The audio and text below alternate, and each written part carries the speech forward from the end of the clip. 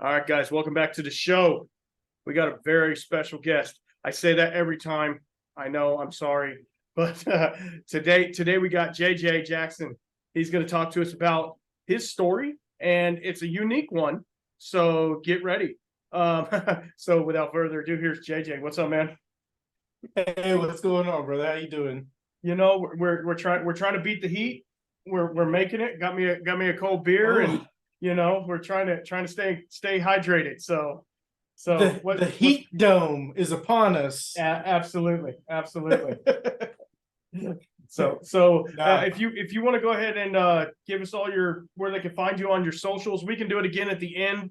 That way, people yeah, have a short attention span; they don't remember. So, but yeah, go ahead and let us know a yeah. little bit about yourself, and we'll go from there.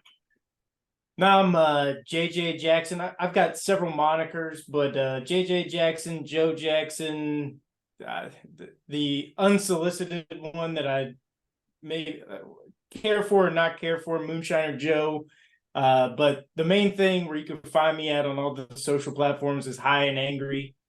Uh, it, it's just as I've explained it in the past. It's about a haircut. So when I was in the army, the high and angry was a high and tight, as high as you can get a high and tight, and that's what made it. The higher you went, the angrier your haircut was. That's So awesome. high and angry is where you can find me at on Instagram, Facebook, YouTube, anywhere else, Discord, all the things. Sweet. But yeah, that's where you get me at. Okay. So I know you've been on a couple other shows and talked about your story, but give our listeners a little bit of background. Obviously, you're in the distilled spirits world, so give us a little background of what got you into there, and then we can just kind of go from there, and I'll interject when needed.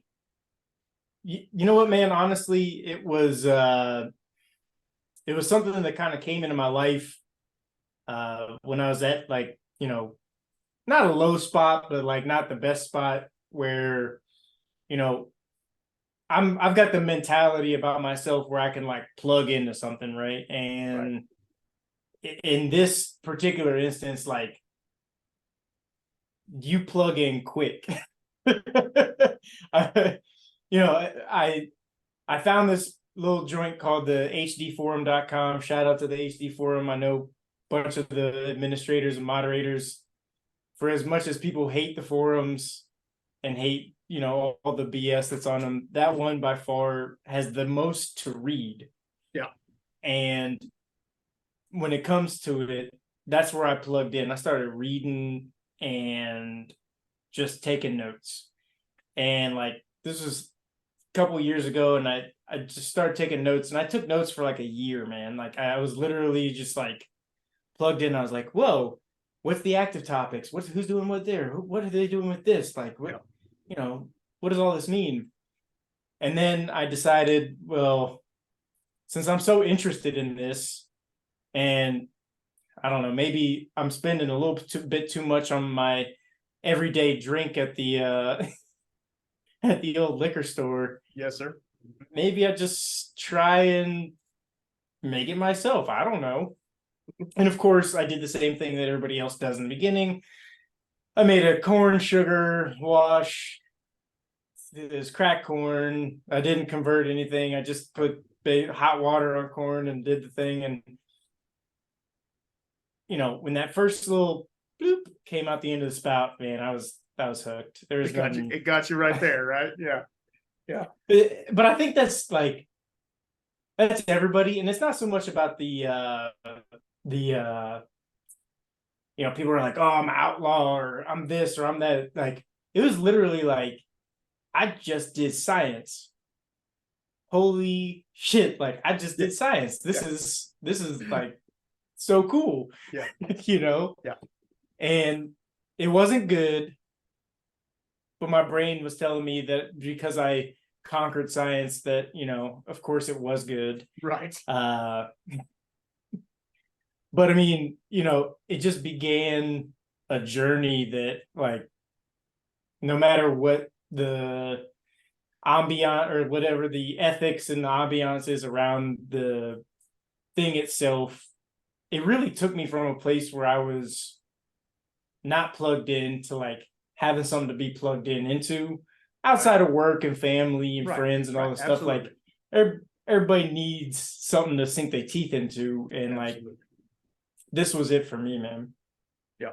And I know from listening to past podcasts that you got stuck into Jesse from Stillet at his fledgling days, and that was right at the same. I mean, we were probably talking. Well, we were probably commenting on the same videos back then. And just didn't know he literally like, because I started seeing him on the forums. Like, I still remember him from his old username on the forum, and like then a bunch of videos started popping up on YouTube, and like, yeah, did I watch George Duncan a few times and a couple beer? Of course, I watched Beard and Board. You know, all the different guys out there, but like when he first like started soldering that stuff, I was like, that's something I gotta get my hands on and start really learning, you know. Yeah, absolutely. So that was what, 5-6 years ago when all that, probably more like six. Probably six. 6.5, maybe even more. So he started out a lot like you said, and I'm not trying to compare you guys, but he was doing all the research, and the first like 10 videos he did were talking head videos talking about, is this shit gonna blow me up? Is this the right thing to do? Is this what I need to be doing? And so like the fact that you were able to do that too, and just kind of step back, not actually get product out, you know, just kind of step back and like kind of do your long due diligence on it and do your research on it before you even got stuck into it. That says a lot, because a lot of people are like, oh, I got some sugar, I'm gonna make this, and next thing you know, I'm killing people, you know. But I think that's the thing about it, man, is like, you know, I've always tried to like have a like purpose, process, payoff mentality with shit. Like, and you know, I seem to think, or I like to think that I know when something's good for me and when something's not. And generally I'm completely fucking wrong, just like any average dude. Yeah. But like in this thing, like I was like, you know what, I gotta have a baseline off of which to work. You know, the purpose is to learn. The process is longer than I can probably, like, I'm still in the process, and like whatever the payoff is, at least I know I'm getting little bits of it at a time, you know what I mean? Right. Exactly. That's really cool. So you made your first Jesse Sour Mash or whatever you want to call it, and it sucked. Did it go up from there, or did it stay like that for a while? Well, I got very readily distracted by rum. It happened. I was a huge rum drinker. I brought it just for this, but like I brought it up for my shelf. Like, I'm a Ray and Nephew guy. Oh yeah. The overproof, you know, 63%. I mean, put that shit over ice. Come on, man. Like, people were like, oh, what about the 15 or the 21 year age? I don't want it. I want it just like that, clear, high ester, high proof. And it's so flavorful at that point. And we can get into this. Yeah. Like, I don't want it to touch wood. Like, I just don't like that whole side of things that's for bourbon drinkers. Yep. I'm not a huge bourbon guy. I think unbeknownst to the general public. but see, that's the thing. Like just because you're not a bourbon guy, I see you have a Scotch and a Stranahan, Port Charlotte and a Stranahan's right there. So you like some single malt. So I mean, we're still good. But I do. You know, and that's the thing. Like the flavors of the rum, I'm going to call them naked. new maker or white dog or whatever you call it. They are so intense, especially if you get a high ester, an agricole or something like that, where it's like super. I've been dipping into rum a little bit. Shout out to my boy, Rough Spirits. He's out there talking about rum all day, and I'm like, I don't even know what half of this stuff is, but you gotta tell me what it is. But yeah, I mean, if you want a good high ester rum, the Hampton Rum Fire. I've only seen one bottle of it on the shelf in PA, and I had to get my state store to order it in from Philly to Western PA. Like it is so good. Like wow. And I think I was telling Alan about this, like all of so you think of like a rye whiskey, right? Like those fruity, perfumey, like people think spice. I don't think spice when I think about rye whiskey. No, like I don't either. I think floral, bright perfume. It's almost like putting your face in, like, I got a buddy whose mom has a flower garden that she sells flowers out of. Right. It feels like that to me. Yep. Kind of like potpourri. Yep, potpourri. But in a good perfect. Way. Yeah. Yeah, not nasty grandma's potpourri. Not nasty grandma's. But people don't know this about rum, is that back in the day and even up to now, a lot of one of the biggest Jamaican rum distilleries, Hampton Distilleries, or Hampton Rum Distillery, a lot of what they produce goes into the perfume industry. Yes. Because of the high esterification of it and all of the aromas and scents and everything that comes out of it, they send that stuff off to flavor some of people's favorite perfumes, products, bath products. I mean, it goes into a lot of stuff that people don't even know, right? So I think that's why I fell down that rabbit hole, because I was like, I want to make something that'll punch me in the mouth. And that's my goal. Yeah. Well, I can tell you from personal experience. Again, I'm going to talk about this, guys, and if you're listening, I'm sorry, but there's a distillery about an hour away from me called Andalusia, and they do single malt whiskeys and stuff like that. But the head distiller, Moose, shout out Moose, he's a rum head.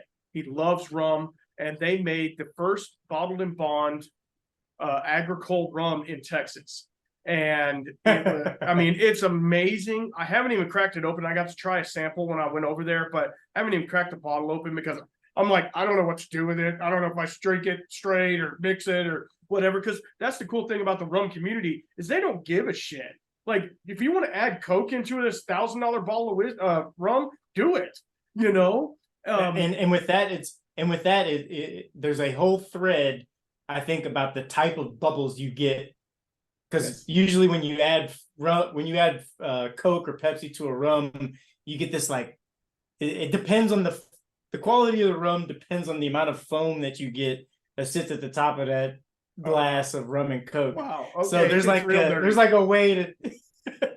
That's awesome. It's like you get a Krausen at the top of that rum and Coke, basically.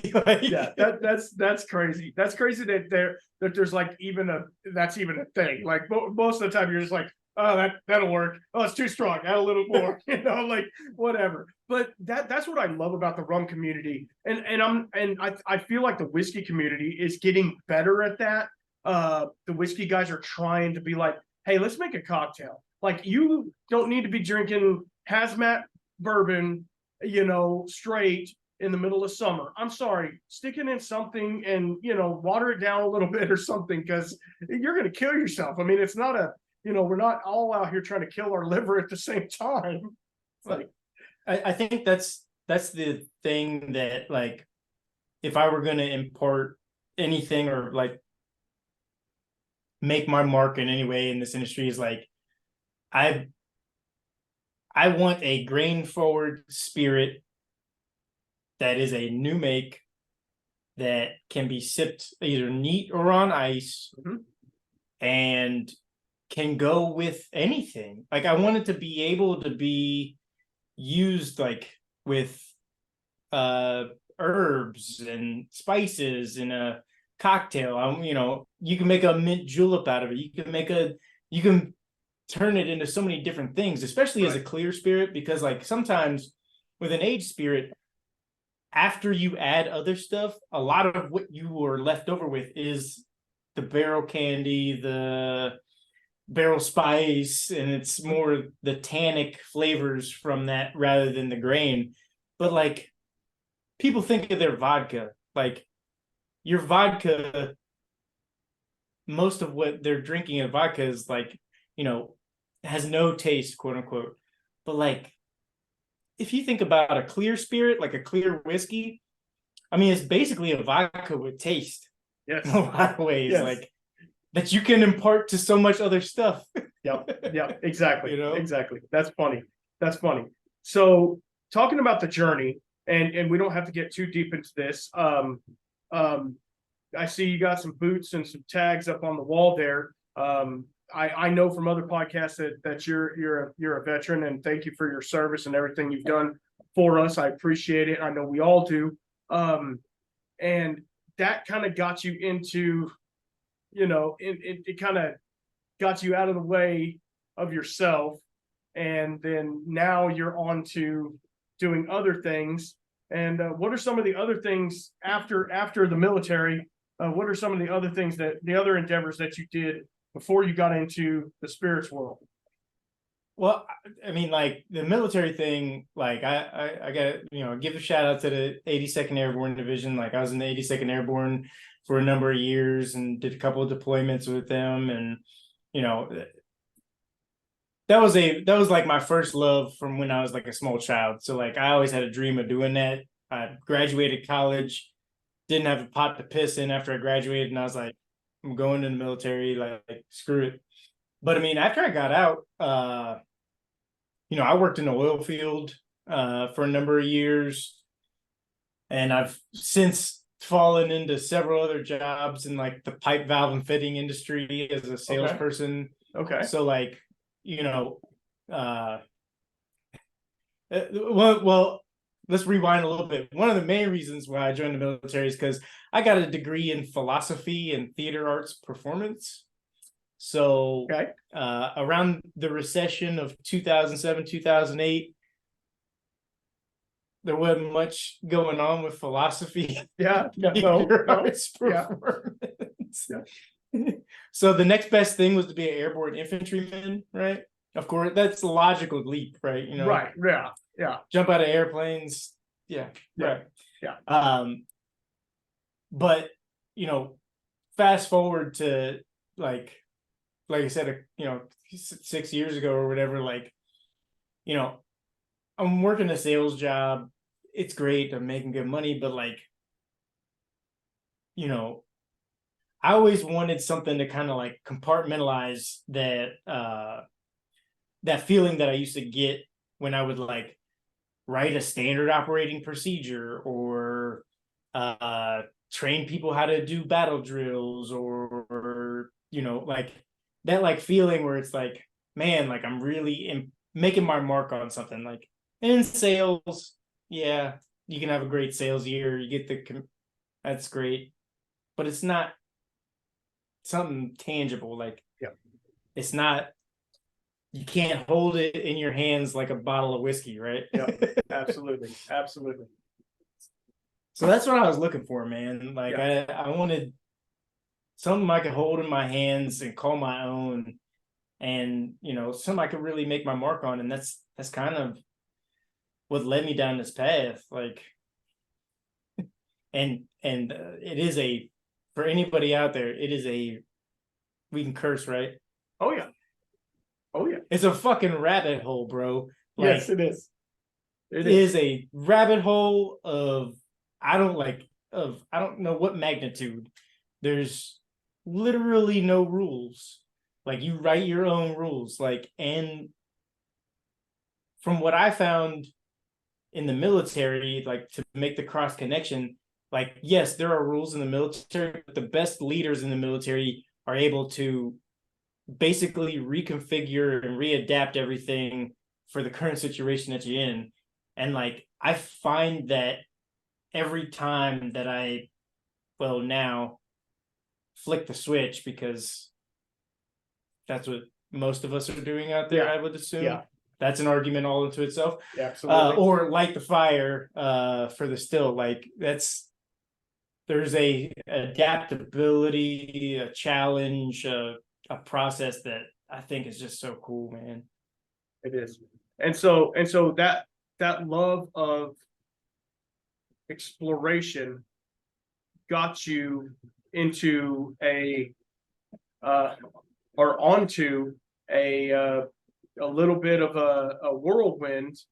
And if you want to tell us about that a little bit into the moonshiner story, for those who don't know, if you don't know, where are you at? You're hiding under a rock, I guess. But because anybody in the distilled spirits industry or that's interested in it has been following what all that stuff that's going on as well. So tell us a little bit about that. You don't have to go into great detail, because I know we got bigger fish to fry than that. But no. But this is my favorite part. This is my favorite part, because especially with. So I randomly put my name out there for Moonshiner's Master Distiller to compete on the Moonshiner Master Distiller show. What I came to find out from a lot of people is that there are a lot of mainstream distillers who still watch that show. Like, there's some that don't, and for great obvious reasons why, but like a lot of people who are in the industry are like, maybe they just watch it to be like, or maybe they just watch it to be like, because it's their favorite, distilled spirit show, because there ain't that many of them out there. No, right? There's not for sure. But I found myself in the runnings to be on the Master Distiller show. Got picked to be on the Armed Forces Showdown episode, where I teamed up, or I matched up against two other guys from the Armed Forces. Spoiler alert, I did not win. No. But yeah, look, I have so many tried and true recipes that are all grain or very traditional, like with rum, like I need the muck pit, I need several generations. Like it's a craft, chasing the craft. It's a craft for a reason. Like there's a lot that goes into a single spirit. Well, if you're asked to do something in however many, a total of 7 days, like it's gonna be haphazard a little bit, because it has to be. But that adaptation, you got to be able to figure it out. So I had a base spirit, which is, I called it for TV, I called it my chocolate smoke bomb bourbon. It's a high corn triple malt, essentially. Okay. Like it's a malted blue corn, crisp, heavy peated malted barley, and then I used a malted wheat, and I do it high corn, so like 50-some%, and then probably like 30-some% heavy crisp peated malt, and then a little bit of malted wheat. Well, they were like, oh, and I was like, well, it's my chocolate smoke bomb bourbon for TV, right? Right. I don't know. Whatever. It's because everything. Well, that's the other thing about the distilled spirits industry, is that everything has to tell a story, right? Yes, absolutely. Like no matter the story you're telling, like they want it for TV, so that's what it is. It's chocolate smoke bomb. At the end of the day, I didn't win, but I got a call to come back and be on the other Moonshiner show, and thankfully enough, and I can't be more honest about these two guys. Mark and Digger they're awesome guys. I mean, like, I can't begin to explain like how much of a great friend that they've been to me. and they've helped me along in my journey. No matter what you see on the show with like all the pageantry of things, Yes, absolutely. Yeah. They know all of the stuff. Yeah. Like I don't know how else to explain it other than that, but like it's behind the scenes, and to be able to be a part of that with them was the reason why I wanted to do it. Like I don't know that I probably would have done it any other if it was with any. Yeah. Right. Right. And so what was that second show about? I didn't see that one. So that was they brought me on for a few episodes at the end of the last season of Moonshiners. Oh, okay. I think it's 18, 19, and 20 of the last episode, 18, 19, 20. And I got to work with Killer Bees, who's a freaking great guy, like class act guy. And the thing that I told them that I wanted to do, which I think really worked, was I wanted to bring it into the city. Because not gone are the days of guys in the woods doing the thing and carrying the tradition and carrying the torch. But at the same time, I feel like there's a lot of guys who are running indoors. They're in town, whether you know it or like it or not. Yep. And it decreases although risk increases, it decreases variability in all of the other factors that you got to deal with elsewhere. Yep. So I wanted to bring it in the city, and I think we did a bootleg run in the last episode that I was with Bees with up to Pittsburgh, and it was exciting, man. Like I just thought that it was like bringing a little culture to the show. Like I brought Bees hilariously enough, like into the hood in Pittsburgh, into my local barbershop that I go to, like every 2 weeks. Yeah. And like, we did the whole thing in there. It was a great time, man. Yeah. It was just a great time. It sounds like it. So that leads you onto your new venture, which this is one of the reasons I wanted to get you on here. Other than you're a super cool dude, and I've been following you ever since the Alan Bishop episode, and just seeing what you're doing out there, and you're doing some amazing stuff. You do a lot of events, and you really try to push the community forward, which I really applaud. But tell us about your new venture that you're doing.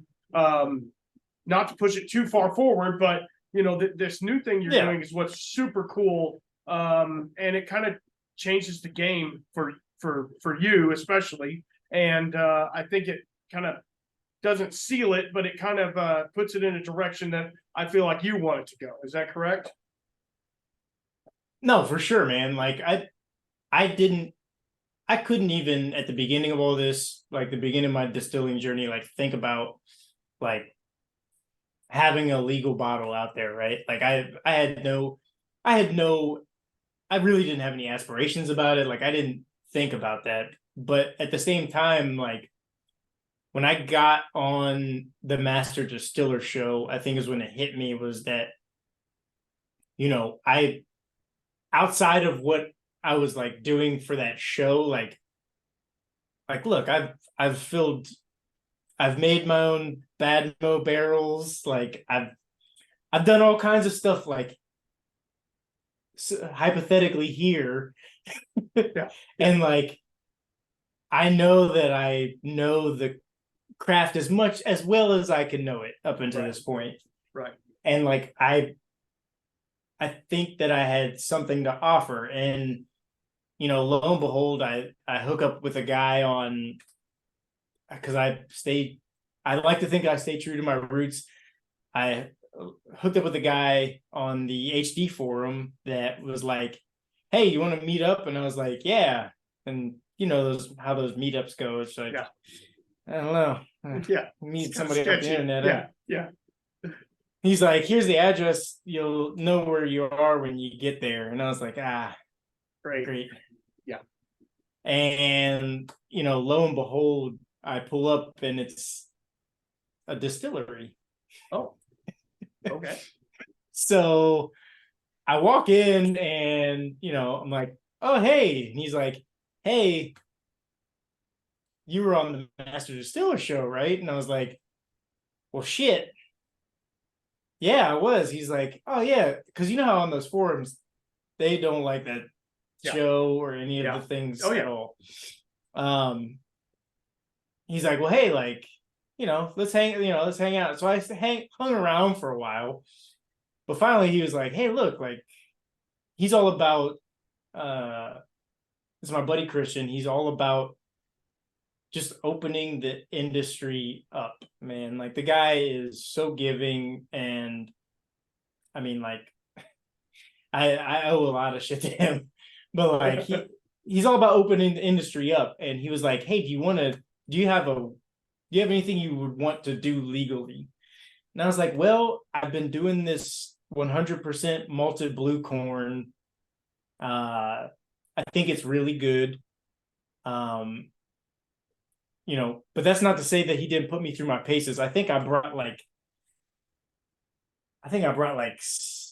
20 samples into him of a multitude of things. Wow. Aged, unaged. But him and I both agreed on this 100% malted blue corn. Wow. So we kind of ran with it, man. Like, he was so open. He was like, look, you'll do your brand, you'll do your label. We'll just do it all under my joint, and see where it takes us. And it took us all the way to the finish line, to where we've got I don't know if you can see it, but it's the outpost. The Outpost 100% malted blue corn whiskey. Oh, wow. That picture itself was actually, I mean, you can look on my socials, it has it all over there. But basically, that picture is it's like a line drawing of the first combat outpost that I was at in Afghanistan. Okay. So it's kind of a tip of the hat to that. Yeah. That portion of my life. Absolutely. And I just really wanted it to. He's like, do you want to barrel it? Do you want to do it? I was like, I just wanted to come out clear. I love the taste of pretty much, I mean, most malted corns. Like, they have such a distinct flavor. And sometimes when they're mixed with like barrel influence or tannins or like the barrel candy, I think that something just gets lost in translation between what me and Alan were talking about what new make means, but what the new make is. Yes. And what people are putting in their glass at the end of the day. Right.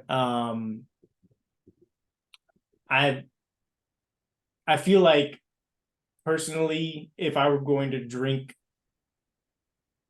a whiskey, that's why I do like Scotch, is because it's second use barrels, so you don't get as much, or most of them are second use barrels, right? So you don't get like as much of that barrel influence on the product itself.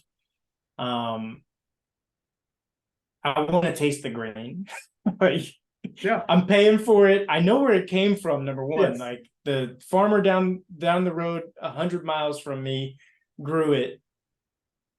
The guy who's malting it, so Dancing Star Farms is where I get the corn.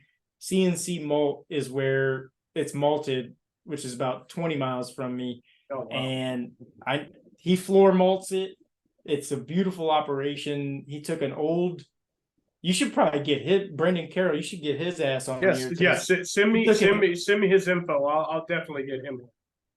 He took an old schoolhouse, like a 25 classroom school, elementary school that had shut down. He took an old schoolhouse and he turned it into a floor malting facility. That is so amazing. So in the gym, he's got his steeping tanks and his giant ass kiln that he like welded to get like, Mhm. and then he tore up all the linoleum in the classrooms and put new concrete and shit down, and like he floor malts in all Oh of my the class, gosh. all 25 of the class. That's so crazy. And he's providing. So I don't know if you know Iron City Beer, Pittsburgh Brewing Company. No, He's providing all of their grain, and it's like, it's the local beer, but like they right, sell a lot of it, and he's right. supplying all their malted grain for everything, like local Wow. shit. That's crazy. That's So one of at that the. Go ahead. Sorry. No, at that point, I think it's where it's like, people in the industry always talk about like terroir, right? Mhm. Like, like especially in Texas. Yeah. Texas grains, Mhm. grown here, malted here. Yep. Like, I feel like, because I've tasted other people's malted blue corn stuff, and it doesn't taste like mine because it's not here. You know Yep. what I mean? And that's the biggest Absolutely. part about whiskey that I think that people need to start appreciating is like, sure, it's not Kentucky, but you taste Texas, you can taste Iowa, you can taste Yep. Kansas, you can taste Western PA, Yep. you can taste Maryland. Like, Mhm. it's all there and it's Yep. in the fucking bottle. You just got to Yep. go looking for it. Absolutely. Absolutely. Like you have that Stranahan's bottle right there. And I mean, Stranahan's, they're doing some amazing stuff. And their profile is so much different than say a Westland or something like that. Like it's just like you're saying, the terroir, where you get the grains from, where all this stuff. And the fact that you're getting malted blue corn, which blue corn in itself has a very distinct flavor, unlike the yellow number Oh two yeah. gin corn that everybody uses, or the white, the white corn or whatever. So like the fact that you're doing that and you're able to keep it clear, and what proof is it in the bottle? 100 proof. 100 proof. And Awesome. I'm gonna be honest, like, we made a decent amount of it and it's been out for about a month, and probably by the end of next week we're gonna be out of it. So Oh wow, that's awesome. That's awesome. and that and I'm gonna be honest, I'm gonna be honest, and this is my God's honest truth. Preach. I don't know how much that is to do with the fucking being on the show thing, because locally, I'm pretty sure. This is what I tell my wife. I was like, I'm Walmart famous, babe. Like, I got you. I get noticed I got in you. Walmart. Like, that's it.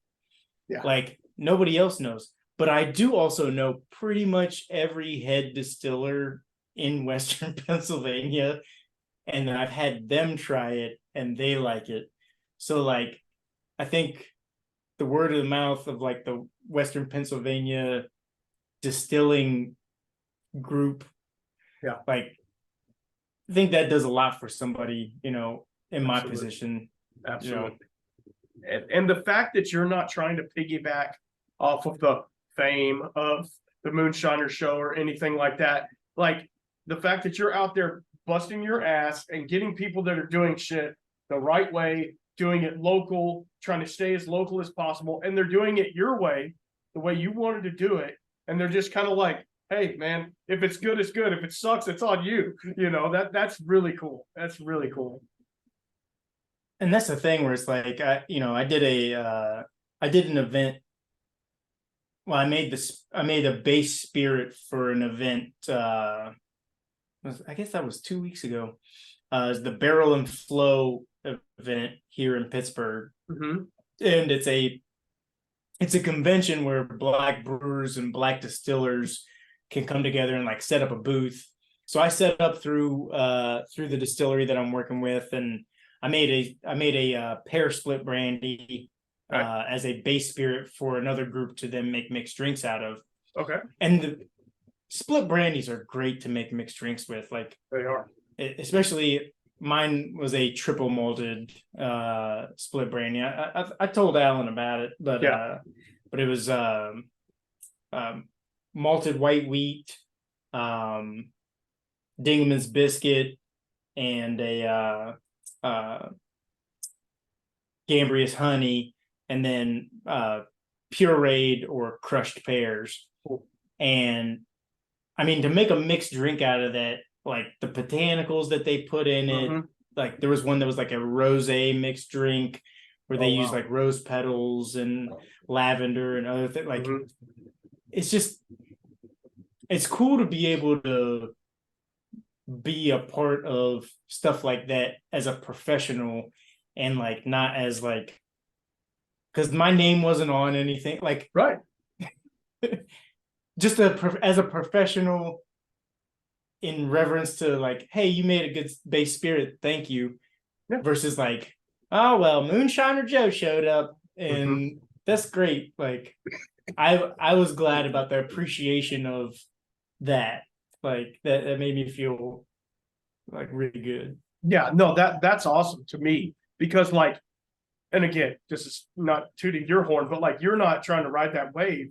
And so like, yeah, if you're out there putting out a good product and you're saying that like, now this is legit stuff that you can buy, and this is legit stuff that I'm making through a distillery. So it's like what you were tinkering with in the past has now come into something that's an actual product that can be on the shelf, or that you can sell at the distillery, or like something you can grasp and put your hands on and not have to worry about police knocking your door down. So that to me, it's, I think that's what anybody who's in the distilled spirits world, that's kind of their moniker. Like for me, I would love to have my own distillery and do that type of thing. But I know that it's in the very distant future, whenever I win the lottery or whatever, $570,000 to get a permit, whatever, it's fine. But well, you're in the piping industry though, right? Yeah, absolutely. I'm a plumber. Are you a local, or are you part of it? Hold on. I don't want to make an argument here. I'm not union. I'm not okay, union. Okay. I'm not union. No. Sorry, I work in the pipe outfitting industry, so like I'm sorry. It's no, just it's all good. I do little stuff. I don't do the big pipe. I don't do industrial anything. I do multifamily dwelling. That's about as high as I go. But yeah, I mean, I love that shit though. Yeah. Oh yeah. Me too. Obviously, I've been doing it for 23 years. I obviously do. I'm just stupid. I've snipped too much glue, I guess. But yeah, I mean, it's. Hey, excuse me. Coming from a previous manufacturer that did PVC and CPVC, it's called solvent cement, my friend. And if you guys could all in the industry just get your shit together and call it solvent cement like we want you to. Oh. Okay, here we go. We got a stickler on there. No, and I duct tape my cans together too. I'm IPS Weld-On certified to train the trainer for solvent cementing. Okay, so yeah, I mean I use Odie, so but whatever. Oh, come on! Only because that's what the supply house has. Oh, I know the one you're using then down there, Morrison Supply, right? Nope, More. Hajoka. Okay, Moores. okay, Yeah. all right. Yeah. Okay, No. You're using Hajoka. All right. Yeah. I like Hajoka. Hajoka down there is nice. No, they are. And the guys that we have here locally, they're super cool and they're real easy to work with and stuff like that. But yeah, no, that's funny. That's funny that we can go there with it. So I used to be the salesperson for a plastics company for like Iowa through Louisiana. So I was down in Louisiana like twice a month, like for 4 days, like 8 days out of the month I was down in Louisiana. Oh, wow. So like I know all the guys at all the supply houses down there. There's a bunch of great people, man. Like, yeah, there is. there really is. The one I don't care for is Ferguson, and that's no offense to them, but I don't really care for them. Their customer service kind of sucks. Anyway, let's get off of that topic because that's going to turn me down the road that we don't want to go down. But anyway, so your product that you have through the distillery, is it available at distillery, or is there a website that they can go to get it? Minus one bottle. Unfortunately, because of the laws here in the state of PA, is only available at the distillery. Got it. That is a, I think each state, it's easier and harder from state to state. Pennsylvania seems to be, like, I'm no expert or guru at the legal process, but it seems to me that Pennsylvania is one of the harder states to get like national or even statewide distribution of your product, which, hey, look, if that's the way they got the law set up, it's the way they got the law set up. I can't do shit about it. Right. But at the same time, like, look, I mean, if you want to, this is what I always like try to talk to people about, is like, if you pass through a place like I was telling you, I had Iowa through Louisiana as a sales territory before. And I can't even tell you how many distilleries that I went to like during that time. Like, if you're passing through a place, just open Yelp up and find a place. Yeah, maybe you'll like it. Maybe, who knows? You might not like it. Yeah. But like, just go in and do their flight. It doesn't, like, at some places it doesn't even cost you anything. You just go in and they got the little, half-ounce cups of their flight of whatever's on the shelf.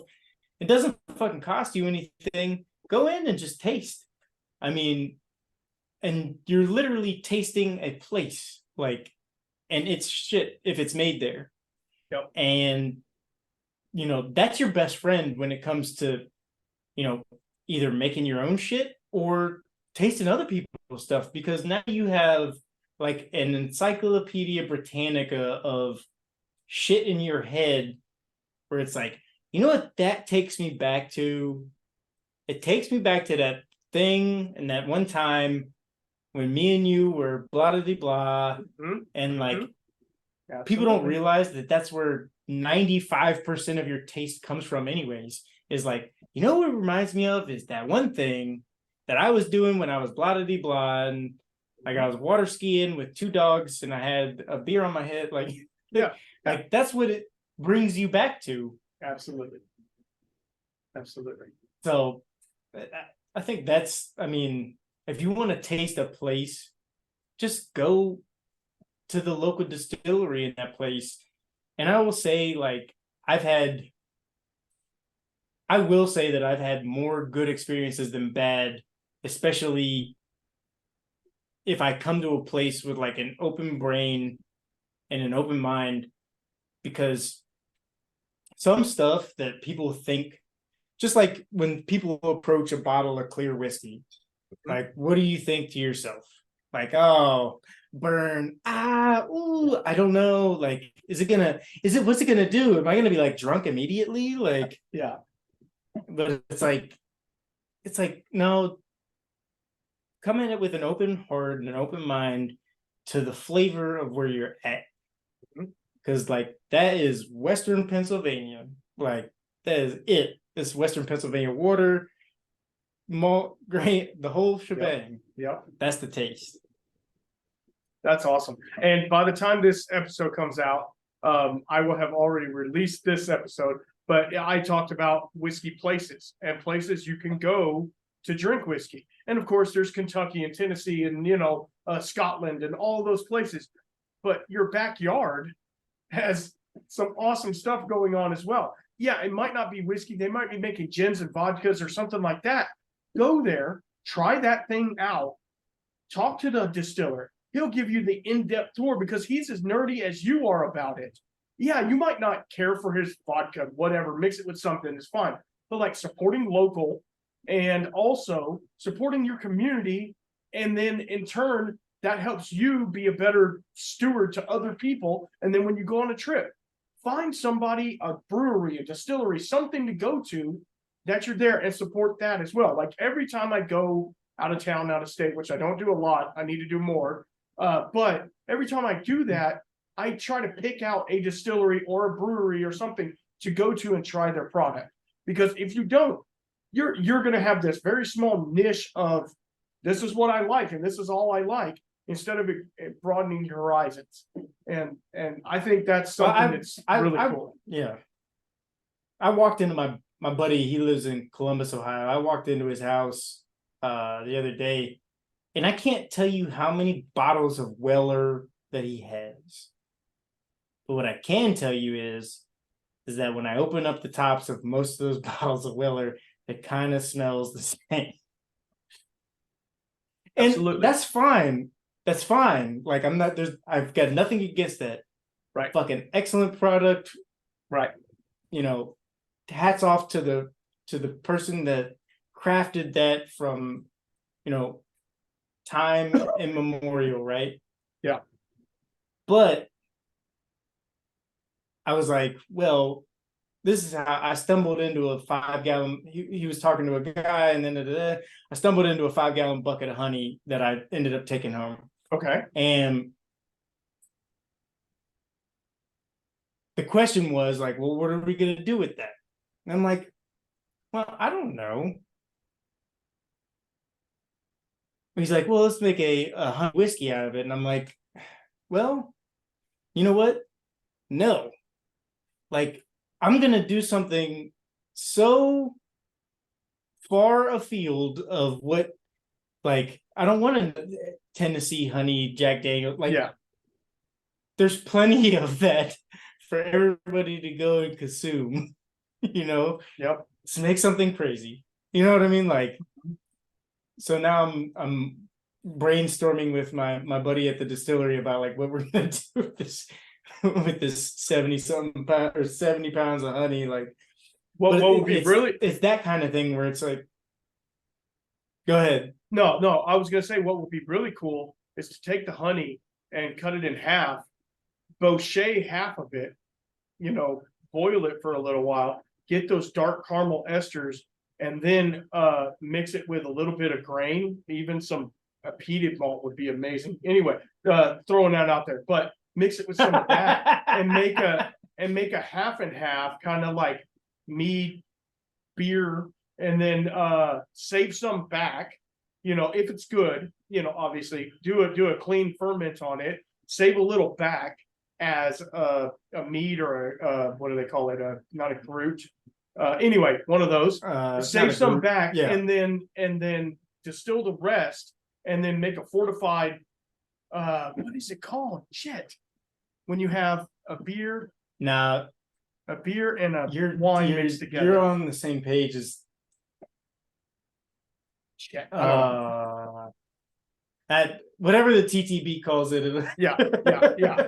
No, but I mean, like doing stuff like that to me is like, dude, that's part of the craft right there. It's like finding unique things to do and be like, I'm going to put a little bit of peated malt in there, give it a little smoky essence. You find something that has some Irish peat where it's really soft and really light instead of that Baird's heavy peat. Oh, yeah. You know, and if you're going to do Baird's heavy peat, come on. I love the Baird. No, so do I.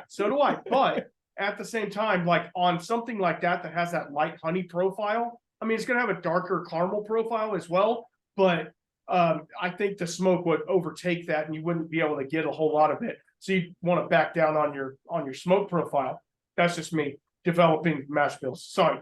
But at the same time, no, that makes me wonder if I can take samples of like, because the Port Charlotte is, I mean, it's pretty heavy. It's heavy, but it's one of the best whiskeys out there. Yeah, no, I got a case of it.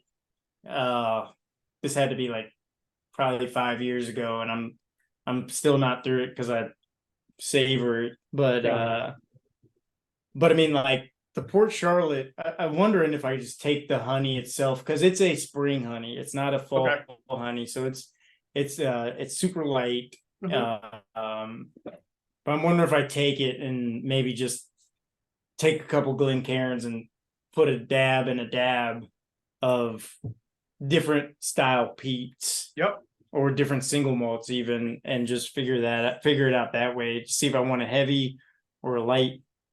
Yeah, no, that's a good idea. No, I mean, you know, I'm not trying to sway you one way or the other, but to me, that sounds pretty awesome. And also the bochet part of it gives it that caramely, burnt sugar, like creme brulee type.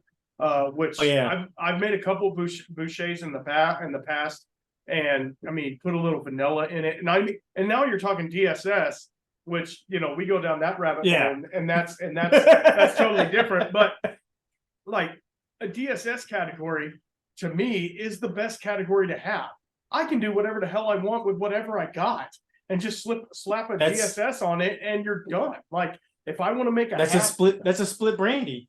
absolutely, That's a split brandy. Like absolutely, like I there's no other way around it. And I mean, like, so I was filming with some folks 2 weeks ago, and I think this is the jar here. I brought this jar.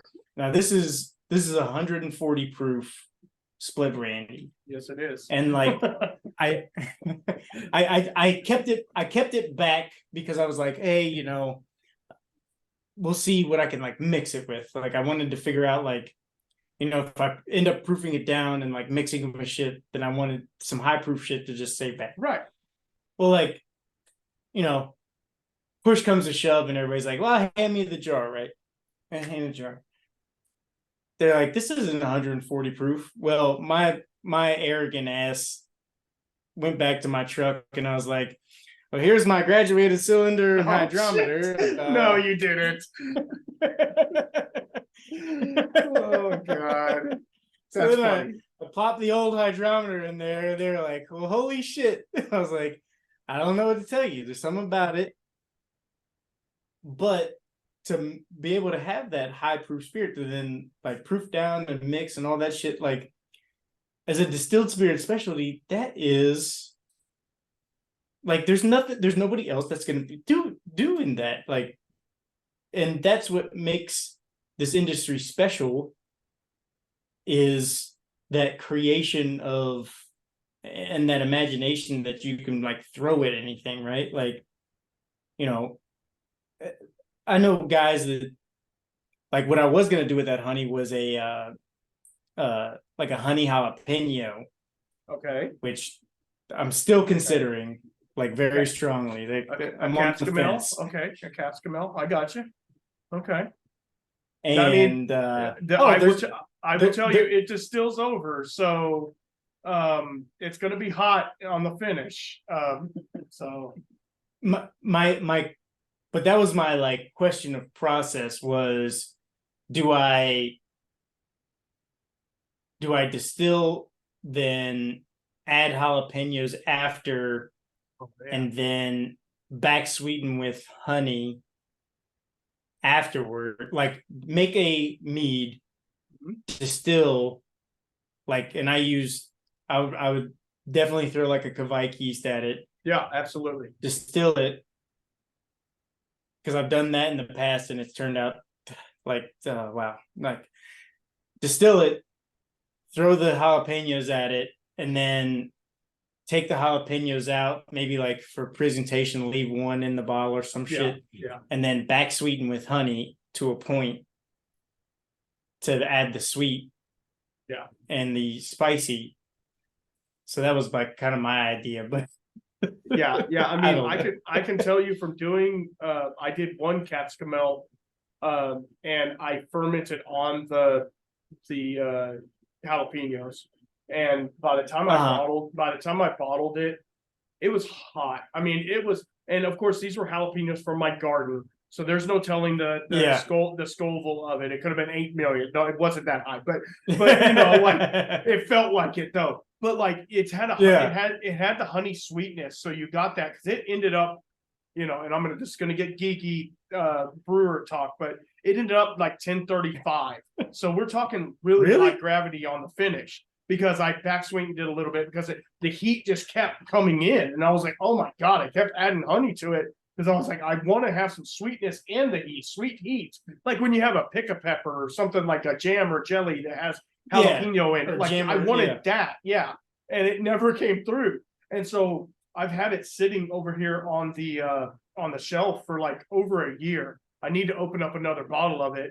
Now that's not ran through a still, obviously. That's just fermented out, but at the same time it's like it was hot, and I know it carries through the still because I've heard of other distilleries doing that same thing, and they're like, yeah, we had to like citric acid and then like do a ascorbic acid wash on our still because it didn't, it stayed in the still and stuff like that. So yeah, I would think post distillation would work pretty good. The only issue is the ethanol is going to draw out a lot of that heat. So you need to find a really mild pepper if you're going to do that. But unless you want it super hot. Yeah, there was an idea that a buddy of mine, his wife makes cowboy candy. Okay. And I was looking at maybe, just like using cowboy candy instead of just regular jalapenos. Yep. So like, and cowboy candy has a whole multitude of other spices added to it, right? But that would be like pickling cool spices, right? Yeah, that would like be a cowboy cool. cowboy candy with honey. I don't know. That just sounded good to me. Yeah, no, it does. It does. Now you're getting me interested. I was getting you interested before. Now you're getting me interested because I love the whole heat and sweet together. I love that flavor profile. It's just too much of one or too much of the other can throw it off really, really fast. So that's super. That was something my dad, like my dad had a national championship barbecue cooking team for I don't know, like 30 years. I mean, like we went all over. Like we went as far out as like Reno, Nevada. Oh wow. We went to the Big Pig gig in Memphis, like Memphis and May competition, like all kinds of places cooking barbecue. And like hilariously enough, what he would do is change the heat profile of his standard barbecue sauce to the place that we were going. And okay. Hilariously enough, the further south we went, the sweeter the sauce got. And the further north we get, the more hot the sauce got. Really? Okay. Okay. And to be honest, like he won the Ohio State Fair. I don't know how, probably out of the years that he did it, out of the 30 years he did it, he won best sauce like 9 times. Oh wow. And it was some of the most, not spicy, it's like it's a sweet heat, right? Yes. Yeah. So it's not spicy, it's a sweet heat. It was some of the most sweet heat that I think that he's ever put in a sauce. Mm-hmm. But then alternatively, like down south in like Tennessee, Alabama, he won a couple competitions where I don't know how much molasses that man put in the fucking sauce, but it was a lot. And it was sweet and sticky. And like I was like, these are candy ribs. Like I can't. Yeah. See, being a Texas boy, we don't do any of that sugar stuff on our ribs. So we're salt and pepper only.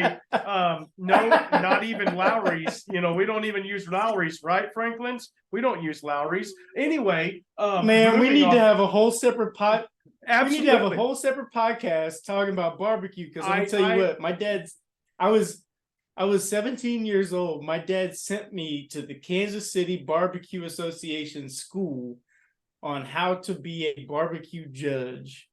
And I learned it was like a 2-week deal where I learned how to judge barbecue.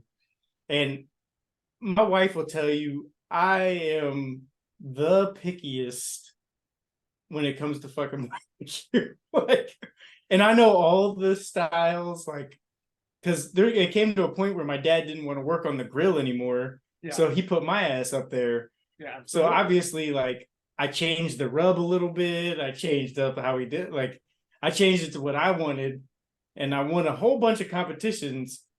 But yeah, that's a whole nother podcast. We could do that, dude. And that's the thing. Like, and I know there's a separation between the rest of the world and Texas in a lot of things, and barbecue is one of them. And I'm not like a strict like Texas barbecue guy, because it is what it is. I've had some St. Louis ribs and stuff like that are pretty freaking awesome. But like, yeah, that just brings up a whole different thing. Like in Texas, this is getting kind of bougie, but they want their flavors really big. So like Balcones whiskey and all of them, they're doing like 68% single malt that that's going to burn the shit out of you. But we're also doing a brisket with so much pepper on it, it makes a 2-inch crust. So you're getting that, but this is flavor no matter what. This is the rabbit hole. So the gentleman who I was on the Master Distiller show with, Justin from Hawaii, who ended up winning, spoiler alert, sorry. It's okay. Freaking great guy. I pretty much text with him every day. So Justin, he brought up a really like key thing to me, which I didn't even think about, which was how your palate has been conditioned. And like, I like heavy peat, I like grungy rum, I like all the like super robust complex flavors of like that type of spirit. But when I hearken, what he did was he like brought it to mind. He's like, well, you were conditioned that way. Like after all the barbecue, like the sweet, the umami, the smoke, the Worcestershires, the molasses, the this, the that, like all those things when they're combined under heat create a certain flavor profile. And it's the same thing with distilling. Yes. It's all of those same combinations of flavors combined under heat, pressure, time that make what I guess like in a distilled spirit. And that's often what I'm chasing, is that thing. And he helped me realize it, which I was like, oh well shit, yeah, I'm gonna lean even harder into it. Like absolutely.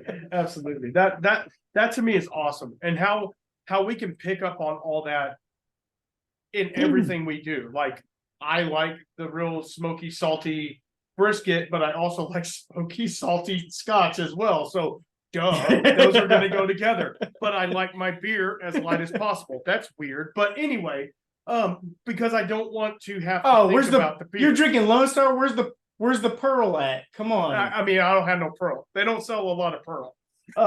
But that's the thing. Like, finding a profile, and this is what I've talked about on this podcast ad nauseum. Like, find your profile and just kind of lean into it. Like, if you like a single malt profile, there's so much out there for you. If you like the bourbon profile, there's so much out there. It all tastes the same, but there's so much out there for you.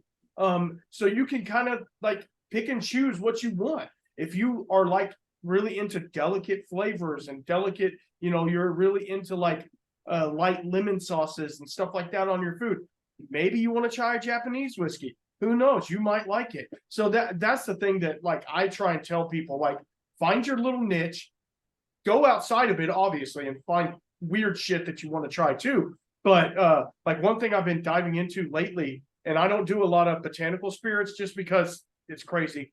But ever since Alan, and I blame Alan Bishop for this, and it's all his fault. I've been really trying to get into absinthe. Okay. I had a bad experience a long time ago with a bottle of Jägermeister. Let's just say it ended up not well. The bottle ended up, getting bottled down, and I ended up getting thrown in the river. Anyway, beside the point, so I've always had a distaste for that like licorice-y flavor, which now that I know more about it, is not really the flavor of licorice, it's the flavor of anise. But anyway, long story short, so like finding a absinthe that you can enjoy that doesn't have a strong anise flavor, but the thing is you have to try multiple ones to find your profile. So I've been diving into that. The issue is in my area, the absinthe is like there's 3 bottles. You get what you get. You know what I mean? You're kind of stuck with what they got. Yeah. So I mean, that's like the guy that owns the distillery I'm working with, Lucky Sign Distillery up here in Gibsonia, PA. Like, he makes an akavit, and like, the only time that I had ever heard of akavit was on Boardwalk Empire on HBO when Van Alden was with that Swedish broad in the weird flat, right? Like I never like I heard about it, but I didn't know what it was. Right. So then like I tasted this stuff and I was like, gee, many Christmas, like what have I been missing out on? And like, he Christian was gracious enough. He like bought me these 2 books. I think one's called the Flavor Bible, and the other one's called The Science of Spice. Right. And like I've been, once again, before I've delved into doing it, like I've been literally going through these books and just taking notes. And that's it. Like underlining stuff. Like I was a philosophy major in college. Like I don't know how many underlined books that I have. I've got a lot of them. Right. But like going through underlining, connecting, hey, look at reference page, whatever, and just being like, hey, these are flavors that I think will probably go together pretty well. The book's telling me like maybe, but like I don't know, let's try it. So like that's the next journey, I think. Logically is to just start figuring out that side of the industry in what I can put into what I'm already making to make it even more itself and make it better. I mean, I can already imagine what a split brandy with 3 malts and a fruit tastes like. But what about a split brandy with 3 malts, a fruit, and some spices? Yeah. I don't know. You totally changed everything just now. Probably. Yep. You know what I mean? Like, so I think that's what it's about, is like changing the fucking game. Like, that's sticking that's one of the things that you've talked about in the past, is like not sticking to the traditionality of things. And this is where I'll end it, because I feel like this is a good closing point. Yeah. You're trying to do untraditional things with traditional values, still leaving the tradition, still having the story like we've talked about, but yet you're doing it in an unconventional way, having a clear corn spirit. That's like, everybody's like, oh no, that's moonshine. No, it's not moonshine. It's a clear whiskey. There's a difference, call it what you will. It's a clear whiskey. It has flavor. It's not. According to TTB, according to TTB, moonshine is a fanciful name. That's according to the federal government. So call it whatever you want. It's a corn whiskey. Yes, that's absolutely. That's all it is. Yeah. And so you guys, I feel like a lot of the, I'm going to call you craft, because I think you've moved from the other into craft. A lot of the craft guys are trying to do that. They're trying to do new and cool things with what they're doing.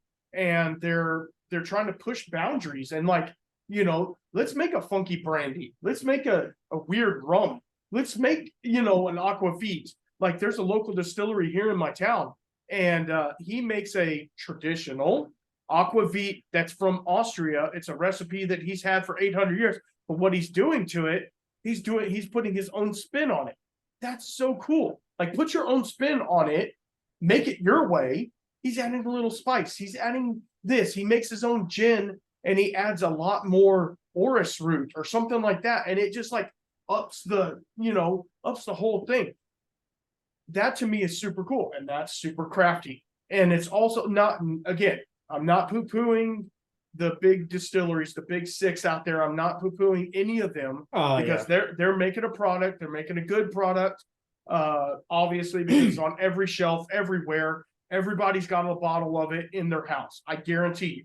But at the same time, like going back to basics, going back to our roots, and getting into the local scenery, figuring out what's there and doing that.